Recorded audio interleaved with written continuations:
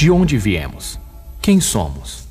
Segundo uma lenda queto, um grande reino da África, no início de tudo havia Orum, o espaço infinito. E lá vivia o Deus Supremo, Olorum. Certo dia, Olorum criou uma imensa massa d'água.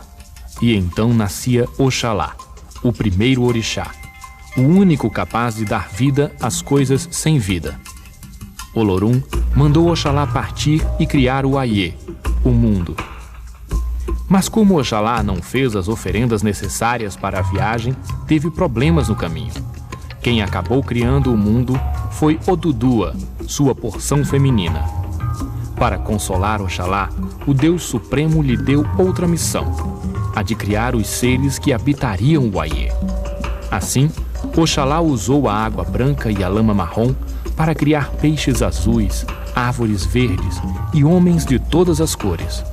E foram os homens que, mais tarde, criariam formas de adorar e representar deuses como Oxalá, Odudua, Olorum e tantos outros. Essas religiões têm origens africanas, mas se formaram do outro lado do Atlântico, no Brasil. Milhões de africanos foram forçados a cruzar o oceano e partir para uma nova vida no chamado Novo Mundo. Vinham nos chamados navios negreiros, que foram descritos assim pela poesia de Castro Alves. Hoje, o porão negro, fundo, infecto, apertado, imundo, tendo a peste por jaguar, e o sono sempre cortado pelo arranco de um finado e o baque de um corpo ao mar. O tráfico de escravos distribuiu africanos dos mais diferentes grupos étnicos para diferentes países das Américas, inclusive o Brasil. Línguas, culturas, crenças espalhadas pela terra num fenômeno que passou a ser conhecido como a diáspora africana. O conceito de diáspora, ele tenta cobrir a experiência de todos os descendentes de africano fora da África de uma maneira globalizada. Então, quando nós falamos de diáspora, nós estamos tentando aproximar as experiências que esses descendentes de africanos desenvolveram a partir das inúmeras áreas onde eles foram alocados.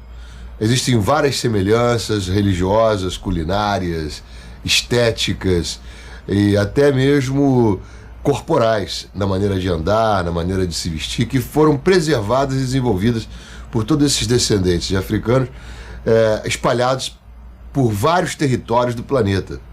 Então, quando nós nos referimos à ideia de diáspora, estamos tentando experimentar uma visão globalizada dessa experiência, tentando experimentar uma visão que entrelace todas essas diferenças em territórios também diferenciados, mas preservando uma característica comum, que é a tentativa de trazer para aquela experiência onde esses africanos foram colocados aquilo que de mais importante existia no seu cotidiano na África.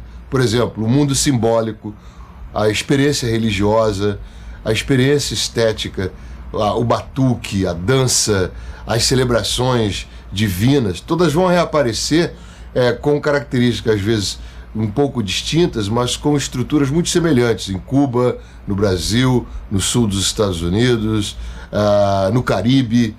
De uma maneira geral, elas preservam aquilo que nós chamamos de estruturas básicas da experiência africana fora da África. Os Angola e Congo chegaram primeiro aqui. A partir de 1580, já tem grande quantidade de escravos de Angola aqui na Bahia. Os escravos de Angola foram escravizados juntos com os índios, nos colégios e nas fazendas dos jesuítas e de certos senhores de engenho. Eles receberam dos indígenas o segredo das plantas da terra e criaram os primeiros candomblés, chamados de calundus, portanto. Então, houve uma primeira tradição na história do candomblé brasileiro que foi criada pelos congos e pelos angolas, misturados com os indígenas, portanto. A segunda leva de escravos africanos que vem são os jejes. Eles são muito importantes numericamente no século XVIII. eles já encontram uma tradição organizada, que é a tradição de Congo e Angola. Herdam várias coisas, mas trazem muitos recursos importantes, trazem muita coisa também das tradições daquela área Jeje e criam uma segunda tradição aqui. E você tem o terceiro momento, que é o dos Nagôs e Yorubais, que são os últimos a chegar, que chegam com tradições poderosíssimas também, que trazem muitas novidades, mas que absorvem também essa terminologia, essa organização espacial. Tanto é que dentro do candomblé de Queto existem vários termos que são de Angola e do Jeje também, que foram absorvidos. Então, ou seja, o candomblé de Queto Nagô, ele trouxe tradições que influenciaram todos os demais, porque eles tinham tradições importantíssimas, mas por sua vez, eles também absorveram tradições muito antigas que já estavam instaladas aqui e que iam se preservando através do tempo.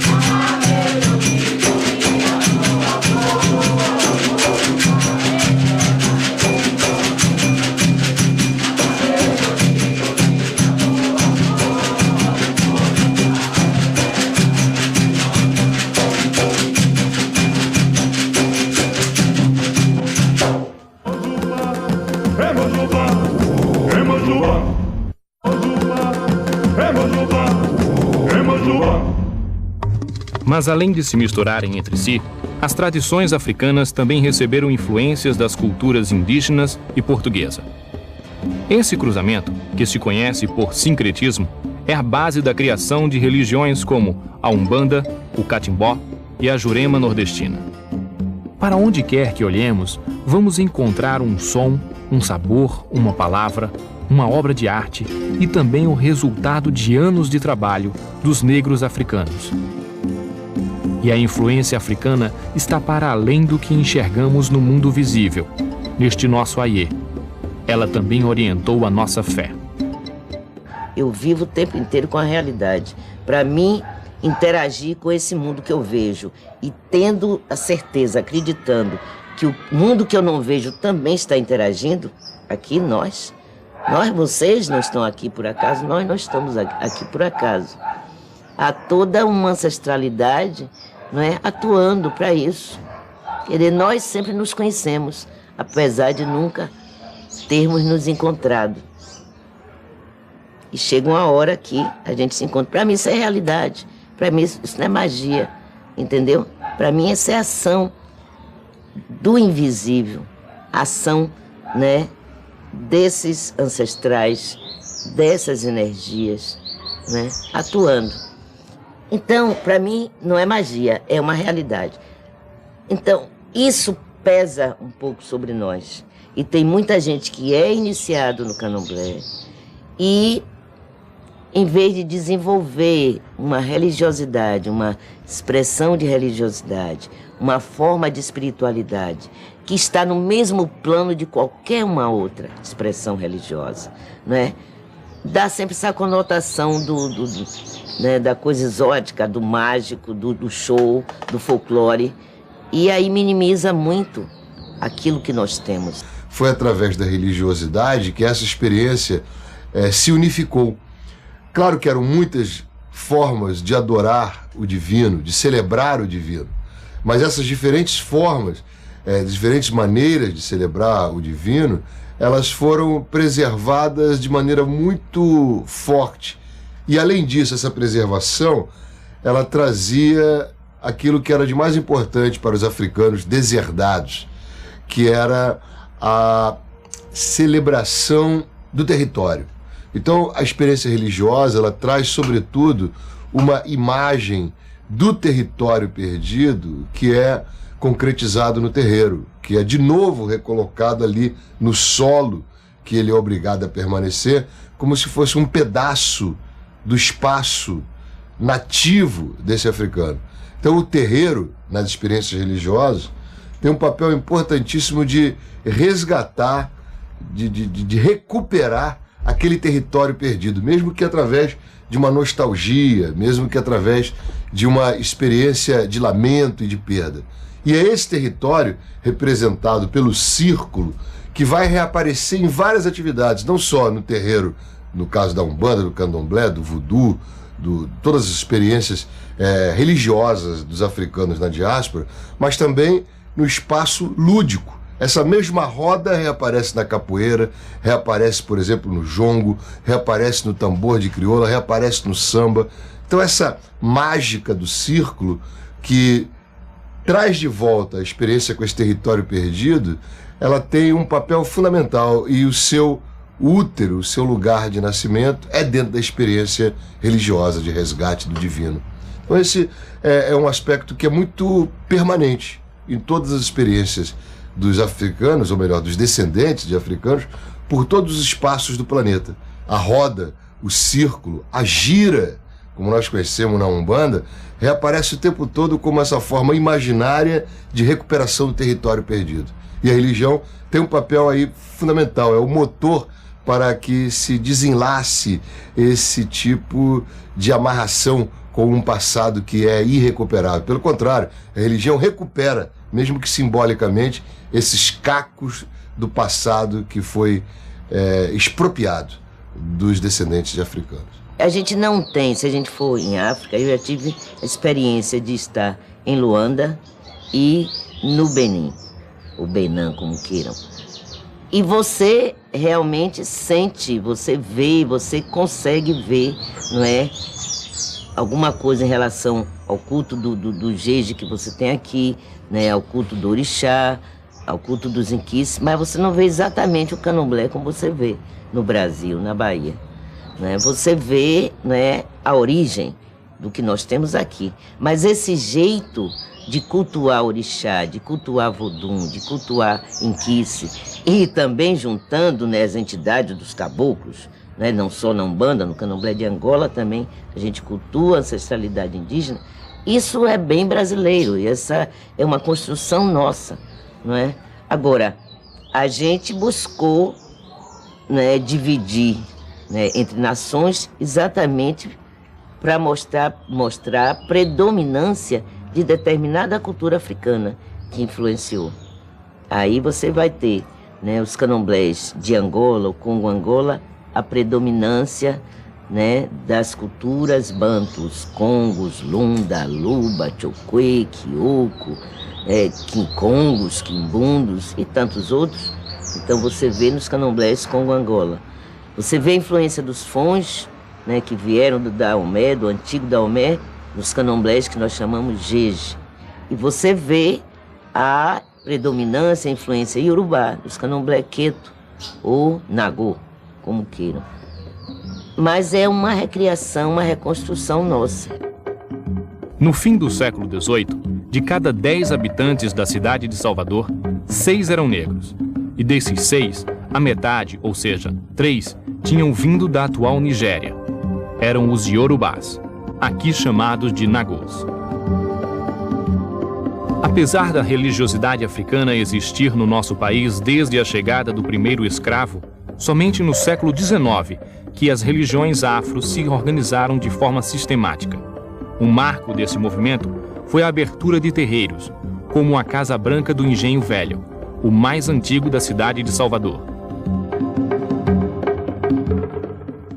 O acontecimento realmente mais impressionante se dá a partir da década de 1830, que é quando o Império de Oió, que era o estado iorubá mais desenvolvido, mais poderoso, ele sofre um ataque muito forte dos fundamentalistas islâmicos pelo norte.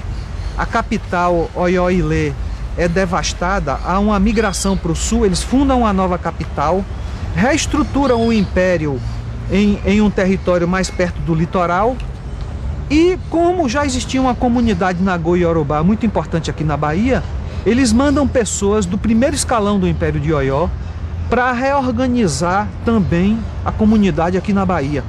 Então, ou seja, nós temos ao mesmo tempo uma reestruturação do país Iorubá lá, e ao mesmo tempo aqui na Bahia também fazendo parte dessa reestruturação. É aí nesse momento que chega Ianassô, que é considerada a fundadora da Casa Branca.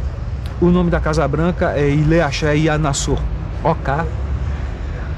Então ela chega com a tarefa de reestruturar aquele conjunto de cultos dispersos que estavam ali na Barroquinha. É nesse momento aí que se dá a criação, a organização do xirê de todos os orixás do país Iorubá, não é? Com a criação de uma ordem de entrada, com uma ordem no círculo de dança sagrada, e também a organização da sociedade civil aqui, com a distribuição de cargos. Isso tudo se dá na Barroquinha. Ou seja, é o candomblé da Barroquinha que cria essa estrutura que nós conhecemos hoje como sendo a estrutura do grande candomblé da Bahia.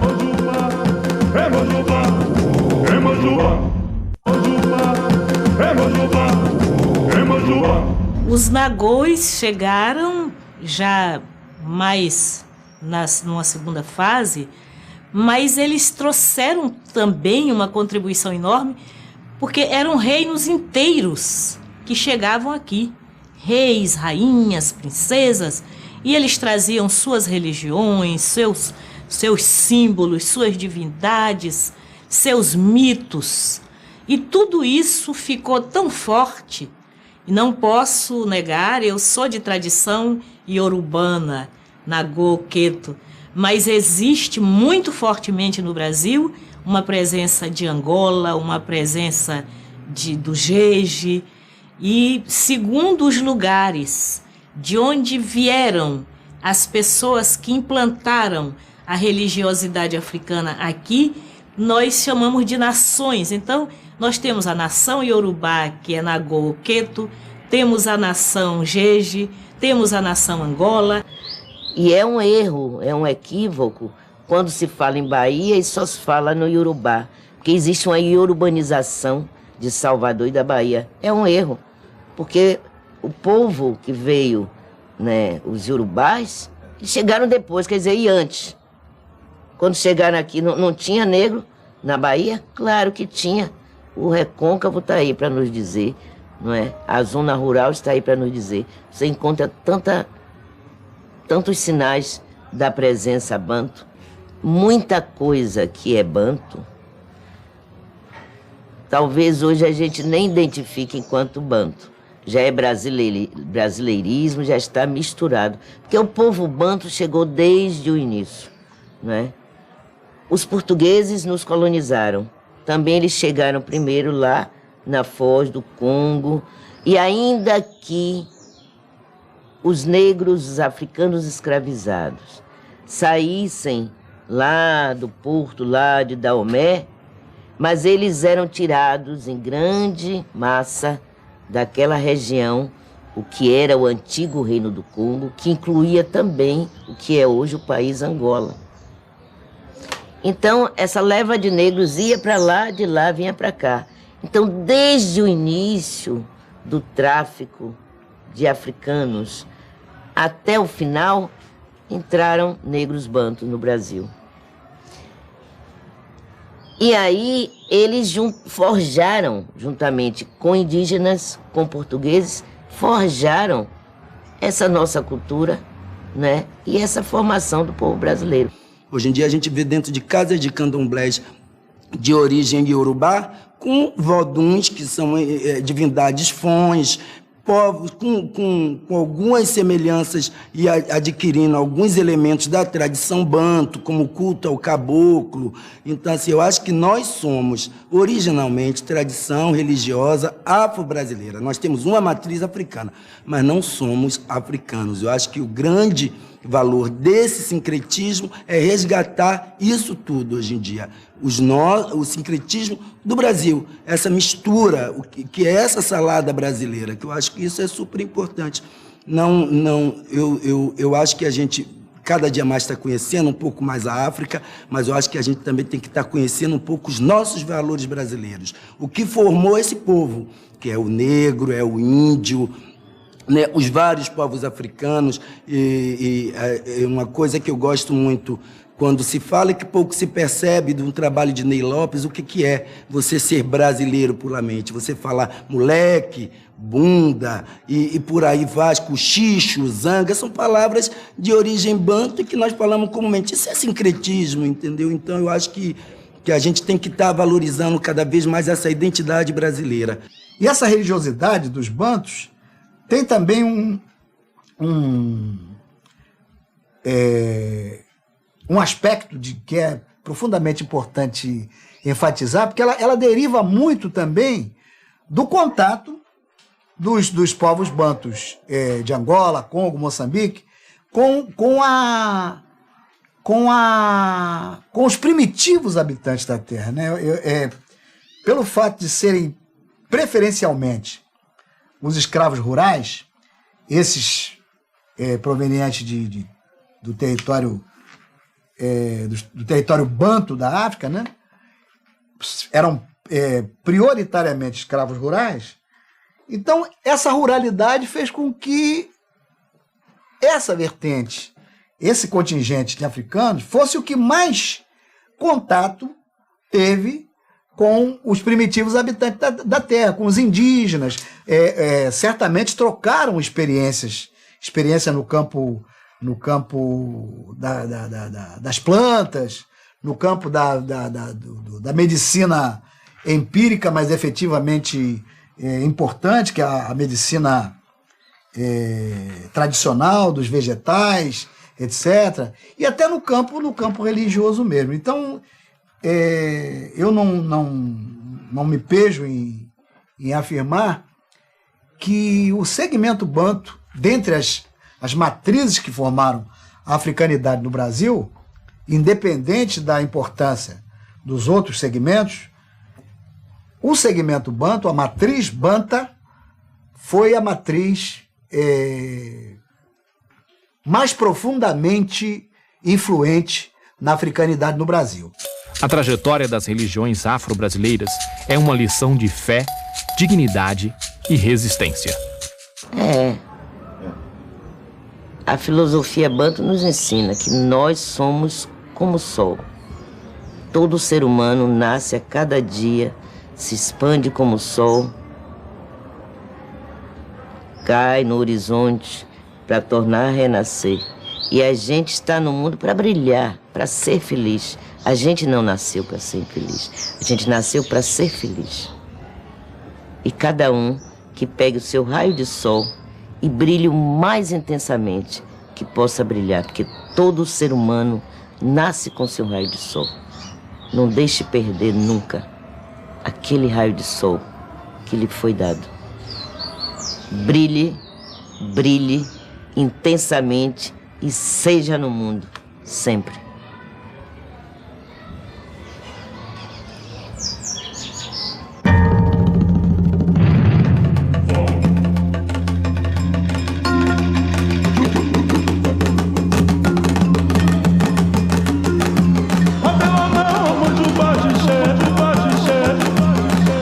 Vamos,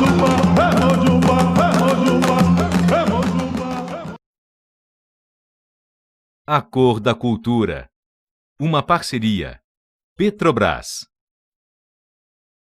CEPIR, MEC, Fundação Cultural Palmares, Cidan, TV Globo e Canal Futura.